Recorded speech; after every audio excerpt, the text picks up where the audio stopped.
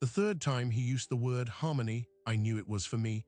Not a translation note, not a part of his testimony, a signal. My pen froze above my notepad in the silent courtroom. The defendant, a man I was hired to interpret, was speaking a coded message directly to me, and his plea was unmistakable. The people trying to convict him were the guilty ones.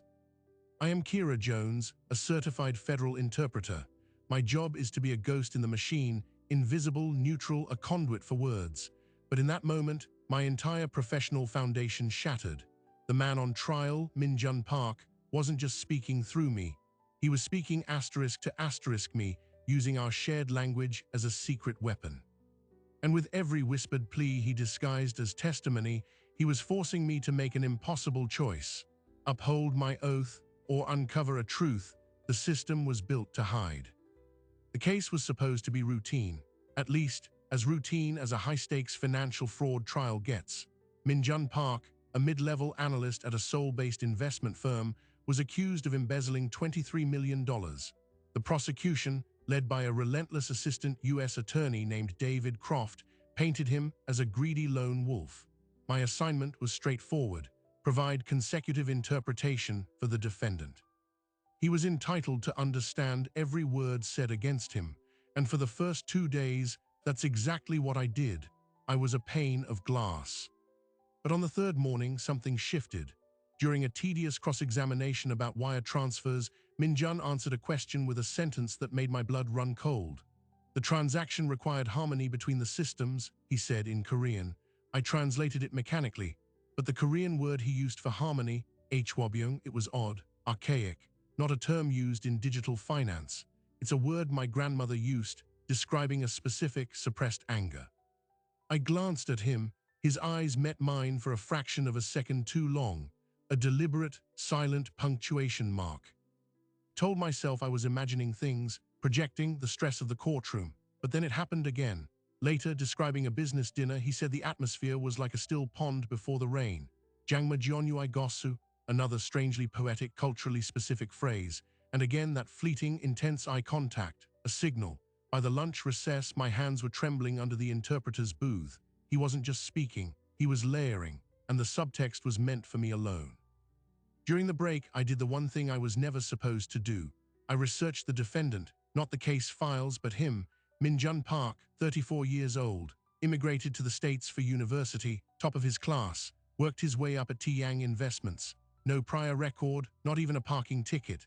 The picture that emerged wasn't of a master criminal, it was of a man who played by the rules, which made his alleged crime seem illogical. And it made the coded messages feel like the desperate thrashing of a trapped animal. The afternoon session confirmed it. When Croft, the prosecutor, pressed him on a deleted email, Min Jun's voice remained calm, but his words, the record was cleared by a sudden wind from the east. Dongpung, east wind. In the context he used it, it meant something unavoidable, an unstoppable force from a position of authority. He said it while looking directly at the prosecution table. My mouth went dry. I delivered the bland translation. The email was automatically purged by a system update, but my mind was screaming.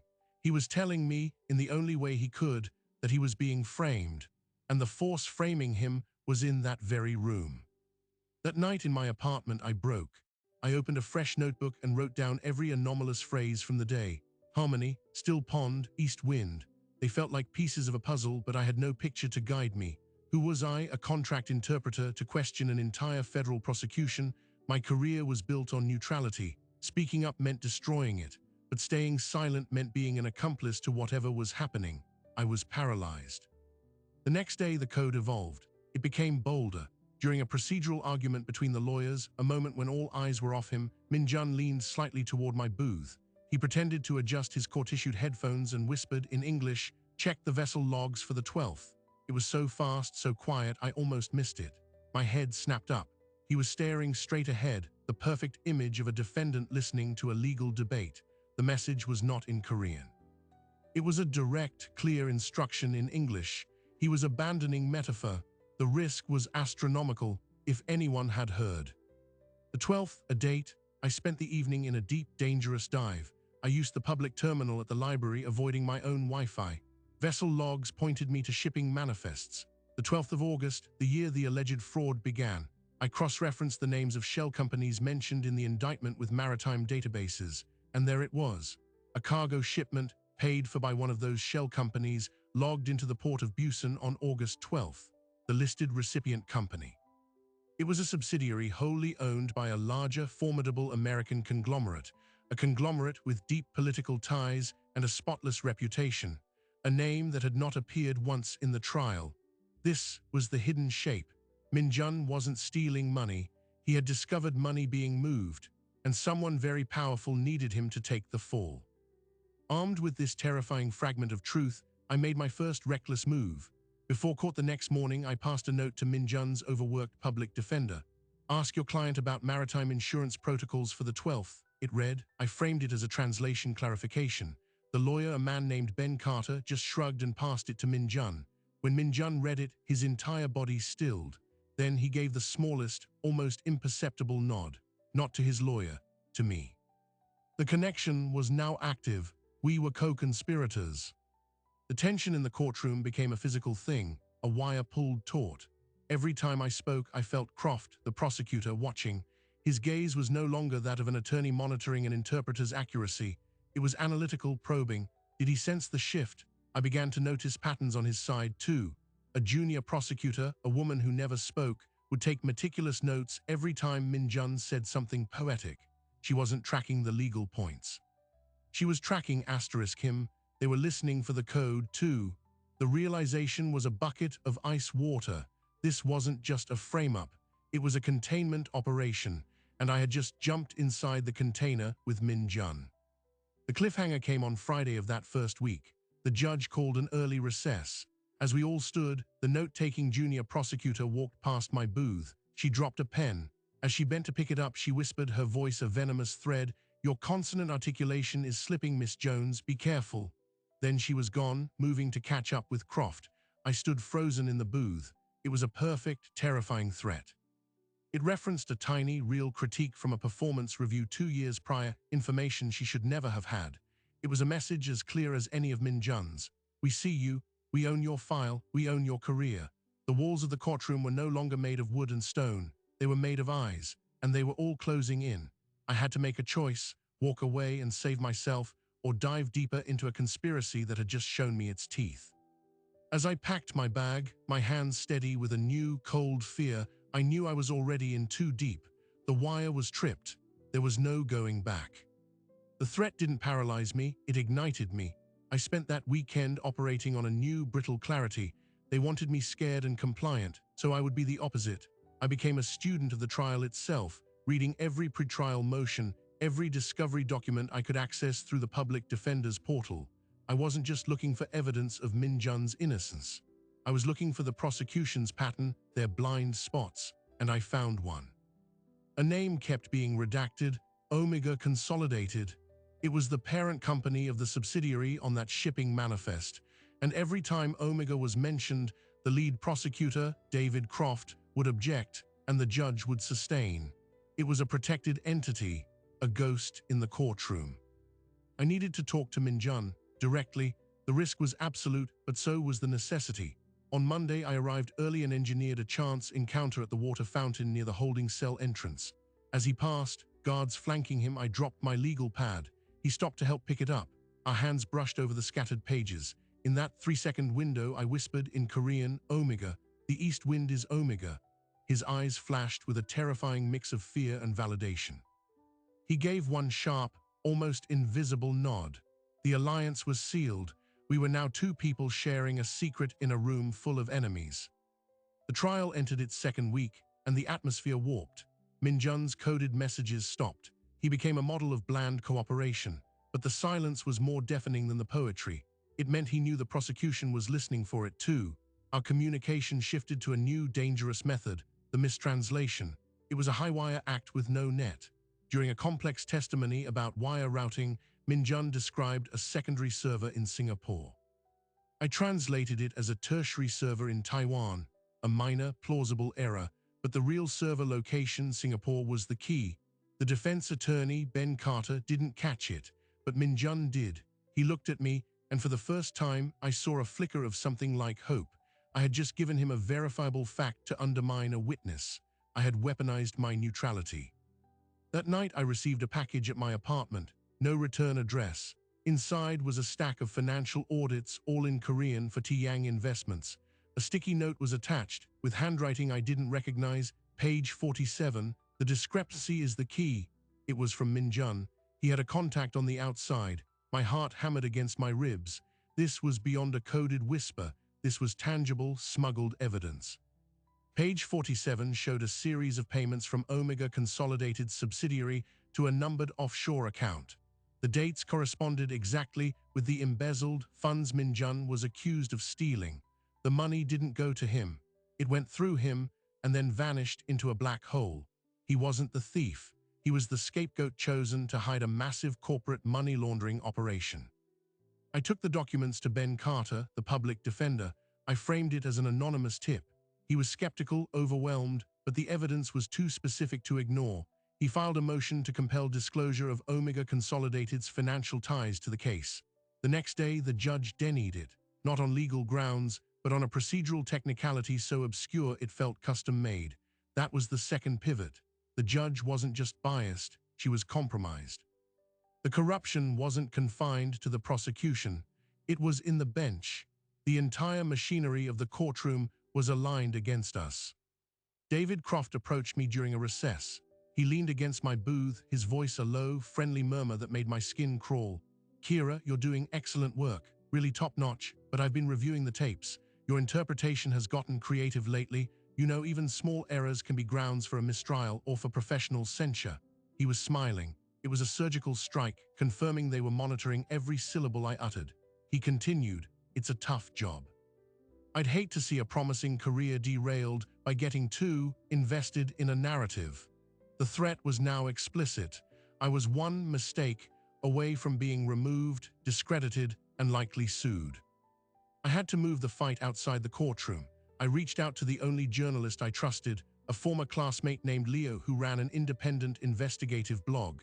I met him in a crowded food court, the documents hidden in a magazine. "This is a thermonuclear story," I whispered. "But if you publish it, they will come for you, and they will come for me." Leo scanned the papers, his eyes widening. "This is bigger than one trial," he said. "This is about the integrity of the entire system." He agreed to hold the story until I gave the word. We needed one more piece, the name of the person at Omega who authorized the payments, the mastermind. Min-jun gave it to me 2 days later in the most audacious move yet. During a break, as the court artist sketched, he asked the judge for a moment to confer with his lawyer. As Ben Carter leaned in, Min-jun spoke loudly enough for the artist and me to hear. "My former supervisor, Elena Vance, she knew about the Singapore server. She can verify the protocol." He was giving me a name, Elena Vance, a senior VP at Omega. And he was embedding it in the official record, knowing the artist would capture it, knowing I would hear it. It was a public breadcrumb meant for me to follow. I found Elena Vance with a simple LinkedIn search. She had left Omega 6 months ago, right around the time the investigation into Min-jun began. Her profile said she was pursuing personal projects. I found an old address, a condo in the city. That evening, I stood outside her building, my courage failing. What was I doing? I was an interpreter, not a private investigator. Just as I turned to leave, a woman exited the building, sleek, professional, with the harried look of someone being followed. Our eyes met. I saw the same hunted expression I saw in the mirror. I said her name. "Elena Vance." She froze, then grabbed my arm and pulled me into the building's lobby. "Who are you?" she hissed. "I'm Min-jun Park's interpreter," I said. Her face collapsed. "Oh God, they got him, didn't they?" I told him to leave it alone. In a nearby cafe, Elena told me everything. Omega was using its foreign subsidiaries to funnel illegal political contributions and bypass sanctions. Min-jun, as a bilingual analyst, had uncovered the scheme. He went to his supervisor, Elena. She took it to Omega's internal counsel. The next day, she was escorted out. A week later, Min-jun was arrested. "They needed a fall guy with access," she said, her hands shaking around her coffee cup. "They picked Min-jun because he was a foreign national. They thought he'd be easy to silence." She gave me a flash drive. "It's everything. The original audit trails, the emails authorizing the cover-up. The East Wind isn't just Omega. It's a specific division run by a man named Arthur Bryson. He's a former federal regulator. He's untouchable. I had the flash drive, I had the witness, I had the story. Leo was ready to publish. We planned to release it the next morning just as court was convening to force the issue into the open. But that night, as I walked home from the subway, a black sedan pulled up beside me. The window rolled down. It was the junior prosecutor, the one who had threatened me. She wasn't smiling. "Get in, Miss Jones, or everything you care about disappears." I looked at the car, then at my apartment building just 100 feet away, a sanctuary I would never reach. This was the bridge. I had the evidence to blow the trial apart, but the system had just shown me it could operate far beyond the courtroom walls. My hand tightened around the flash drive in my pocket. If I got in the car, it was over. If I ran, they would destroy me. I took a step back. The car door opened. I didn't get in, I ran, not toward my apartment, but into the street toward the open door of a passing taxi. I slammed the door shut as the black sedan's tires squealed. "Drive anywhere, just go," I gasped. The driver, used to New York panic, hit the gas. In the backseat, heart thundering, I fumbled for my phone. The flash drive was a liability now, a beacon. I had to get it to Leo immediately. But when I called him, it went straight to voicemail.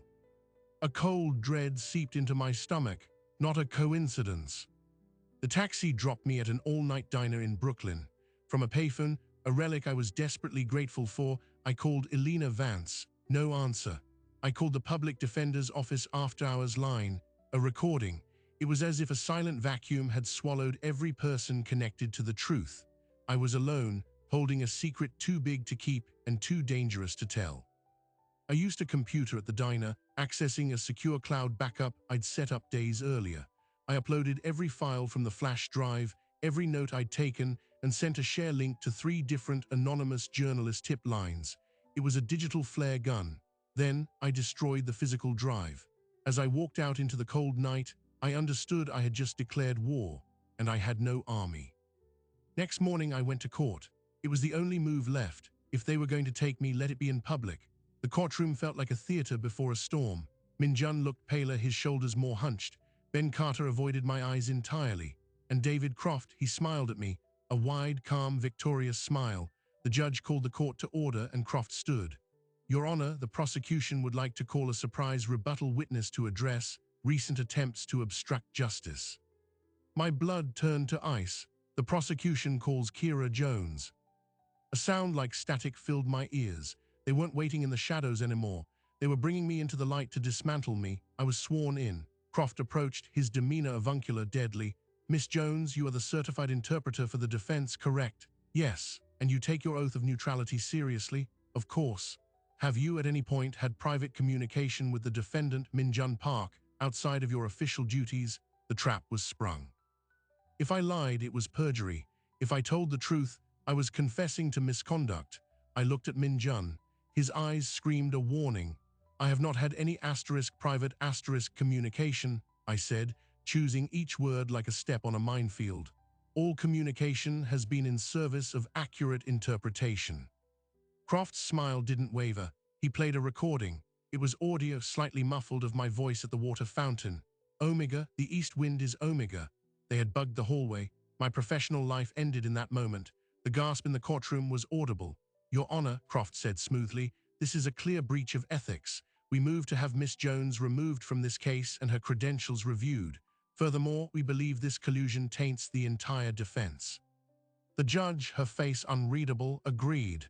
"Miss Jones, you are relieved of your duties. Please exit the booth." But Croft wasn't finished. "Given this interference, we also move to revoke the defendant's bail, as the risk of witness tampering and evidence spoliation is now extreme." The judge granted it. In moments, bailiffs were moving toward Min Jun. As they handcuffed him, he looked at me, not with anger, but with a profound, weary sorrow. They were taking him to a cell, and it was my fault. My attempt to help had given them the rope to hang him higher. I stumbled from the courthouse, professionally and publicly gutted. My phone buzzed with a notification. It was an alert from a news aggregator. The headline made the world tilt. "Independent blogger found dead in apparent suicide." A photo of Leo, my friend, my last hope. The article mentioned he had been struggling with personal issues. I knew it was a lie. They had silenced him, and they had done it to send me a message: "You are next, and no one will question it." I was adrift. I couldn't go home, they'd be waiting. My bank accounts might already be frozen. I used cash from my emergency fund to rent a terrible motel room. Sitting on the stiff bed, I did the only thing I could. I checked the anonymous tip line portals. One had a response. A single sentence, "The vessel logs were a diversion. Look at the aircraft." It was from an anonymous user, a new thread. My hands shook. What did that mean? I logged into the cloud files, searching now for anything related to aviation, charter flights, cargo planes. And I found it. Buried in Alina's documents was a reference to a private air charter company used twice by Omega executives. The flight manifests were attached. One flight 6 months ago from DC to Seoul. The passenger listed was Arthur Bryson. The other flight was 2 weeks later, from Seoul back to DC. The passenger listed was David Croft, the prosecutor. He had met with the mastermind in Seoul after Min Jun's arrest. This wasn't just a corrupted case. It was a coordinated international operation. Croft wasn't just covering up a crime, he was an active participant. The East Wind wasn't a metaphor for a company, it was a partnership. The door to my motel room burst open, not with a knock, but with a splintering crash. 2 men in suits, credentials flashing too fast to read, moved in. "Kira Jones, you're wanted for questioning regarding the attempted hacking of a secure federal database." They didn't read me my rights, they just grabbed me. As they pulled me from the room, one of them leaned close. The flash drive was cute, the cloud backup was smarter, but you should have stopped there. They knew everything. They had been inside my digital life from the start. I was taken not to a police station, but to a nondescript federal building. Interrogation room 3, waiting for me was the junior prosecutor, the one from the sedan. She sat across the metal table, a file folder between us. "Hello, Kira, we need to talk about your future." She opened the folder. Inside were photos of my mother at her home in Atlanta, of my younger sister leaving her college dorm. "These people love you, they believe in you. It would be a tragedy if their lives were complicated by your poor choices." This was the "wait, it gets worse" moment. It wasn't just about me or Min Jun anymore. They were showing me the boundaries of their reach, and it included everyone I loved. "What do you want?" My voice was a dry scrape. "Simplicity," she said. "You will return to court tomorrow. You will recant. You will state that the defendant coerced you, that you misunderstood his cultural references, that you fabricated the code under stress. You will apologize to the court. In return, you keep your family safe. You walk away with a suspended license, not a prison sentence." They were offering me a golden bridge to burn the truth myself, to become their star witness against Min Jun and against my own conscience. If I refused, my family would pay the price. If I agreed, I would become the tool that finally buried Min Jun and let the real criminals walk free. The junior prosecutor slid a typed confession across the table. "Sign it. This all ends. You can go back to your life." I looked at the document, then at the photos of my family. This was the crucible. Every path forward was paved with someone else's suffering. I had sought the truth, and the truth had led me to a door with only terrible rooms on the other side. I picked up the pen.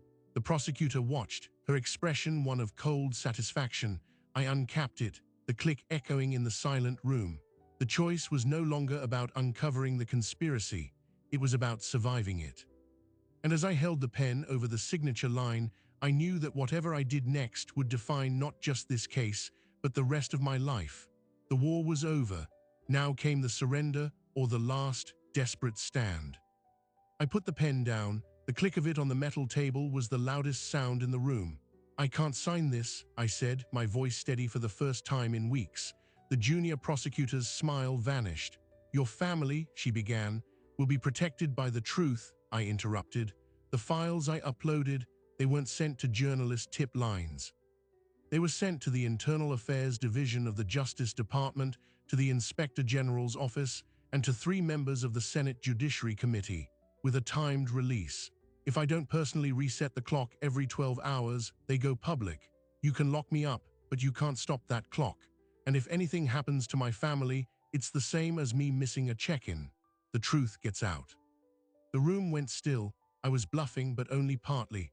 I had set up an automated email, but it was a simple one, not a sophisticated dead man's switch. But they didn't know that. I watched the calculation happen behind her eyes. The risk was too high. She stood abruptly, gathered the unsigned confession, and left the room. An hour later, I was released with no charges, but with a warning. My interpreter's license was under review and I was barred from the courthouse. It was a tactical retreat on their part. They needed to contain the damage I could do from the outside. But I wasn't finished. Minjun was still in custody, his bail revoked. The trial was rushing toward a conclusion without me. I contacted Ben Carter, the public defender. He was wary, terrified, but the evidence of the flight manifest, Croft meeting Bryson, was a game changer. He filed an emergency motion for misconduct, attaching the manifest. The judge, now under the shadow of potential exposure, could no longer openly dismiss it. She scheduled a hearing. The day of the hearing, I waited outside the courtroom. I wasn't allowed in, but Elena Vance was. She had agreed to testify, protected by a grant of immunity from the Inspector General's office, which had finally taken an interest. From the hallway, I heard her clear, firm voice detailing the entire money laundering scheme, naming Arthur Bryson, and confirming that Minjun was the whistleblower, not the thief. Then Ben Carter played the recording of Croft's meeting with Bryson, obtained by a subpoena from the airline. The East Wind had a voice, and it was plotting in a hotel bar in Seoul. The judge had no choice. She dismissed all charges against Minjun Park with prejudice. The courtroom doors burst open, and there he was, free, the cuffs gone. He saw me immediately. We stood 5 feet apart in the bustling corridor, a silence between us that contained every coded word, every terrified glance, every shared secret. He said in English, "You reset the clock." I nodded. "Every 12 hours, I said. He understood. It was our first honest conversation. The fallout was swift and public. David Croft was suspended and later indicted for obstruction of justice and conspiracy. Arthur Bryson resigned from Omega Consolidated amid a federal investigation. The judge quietly took early retirement. The system, when finally forced to look at its own rot, began to cut it out. It wasn't perfect, but it was accountability. Minjun and I didn't fall into each other's arms. The trauma was too fresh, the wounds too deep. We had a series of quiet coffees, then dinners. We talked about everything except the trial. He told me about growing up in Seoul, his love for hiking. I told him about my grandmother who taught me the word Hwabyong. We were two people reassembling ourselves, and we found a strange, solid peace in each other's company. The forbidden connection across the legal barrier became simply a connection. My license was eventually reinstated with a note about extraordinary circumstances. I went back to work, but I never interpreted for a criminal trial again. The ghosts were too loud. I moved to civil translation, where the stakes were contracts, not lives. The final surprising detail came a year later. A package arrived at my new apartment. No note. Inside was a single pink sneaker, size toddler 4, and a photograph. The photo was of a little girl, about 3 years old, with dark hair, sitting on a swing in a garden. On the back, in familiar handwriting, were the words, "She asks about the shoe man sometimes. Thank you for giving her a father who comes home. Elena." Stared at it for a long time. Elena Vance had a daughter she never mentioned, whose future she fought for by coming forward. Minjun had not been the only parent in the crosshairs. The conspiracy had threatened 2 families, not one. I showed the photo to Minjun that evening. He looked at the little girl on the swing, and his eyes filled with a profound understanding. "We weren't just fighting for the truth," he said. "We were fighting for the next swing on the playground, the next tied shoe." The personal cost of the corruption had been measured in silent, hidden stories. Ours was just one of them. Story of the trial faded from the headlines, replaced by the next scandal. But in the quiet that followed, something unexpected grew. Minjun and I, bound by a secret language and a shared war, found our way to each other. It was not a dramatic romance. It was a slow, deliberate reconstruction.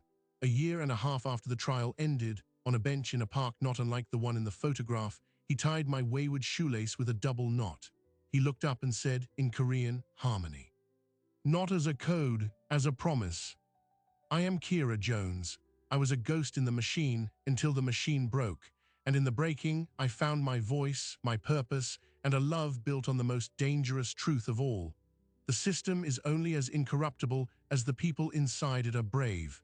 We were brave, and that changed everything. So what is the true cost of a secret? This story began with a code, whispered in the most public of places.